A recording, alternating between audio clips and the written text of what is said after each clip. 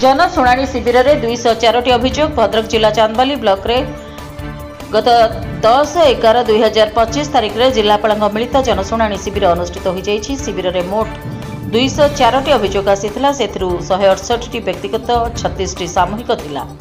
38 अभियोग तत्क्षणात समाधान होइतिला। मुख्यमंत्री रिलीफ पार्टी और रेडक्रॉस रु 5 जन को 37,000 टंका प्रदान करा जायतिला। एही जनशुणाणी शिविर में मुख्यतः चाषी पंजीकरण, मधुबाबू पेंशन, पीएम आवास योजना रे गृह बंटन संपर्कित अभियोग आसीथिला। सरकारी जमीरु लोकंकु उच्छेद बदल रे जमी किंबा गृह जोगाई देबाकू दाबी होइतिला।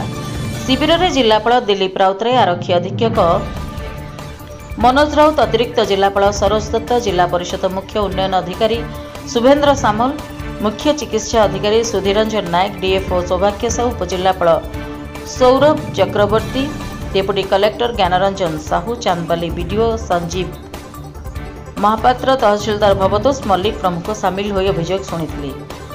आधार आम मर्डर केस कर जो सस्पेक्ट कौन ताकू आनिक रखी पोस्टमार्टम होती team of doctors postmortem report पलि आस बर्तमान सुधा जहाँ सेमती किसी आम क्लू पाइनु जे जो मैंने पिन पॉइंटेड क्लू जे मैंने इनवल्व अच्छा तथापि आम रखीचु। बर्तमान इंटरोगेशन भी चली आज किसी नहीं आम हेडक्वार्टर इंटरोगेशन करूँ पोस्टमार्टम रिपोर्ट आसे कन्फर्म डिटेन आम 3 जन अच्छा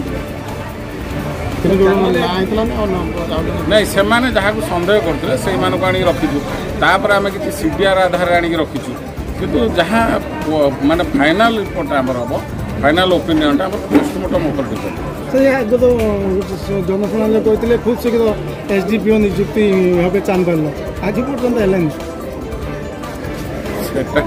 आम डोमेन बाहर या ओपिनियन। Thank you.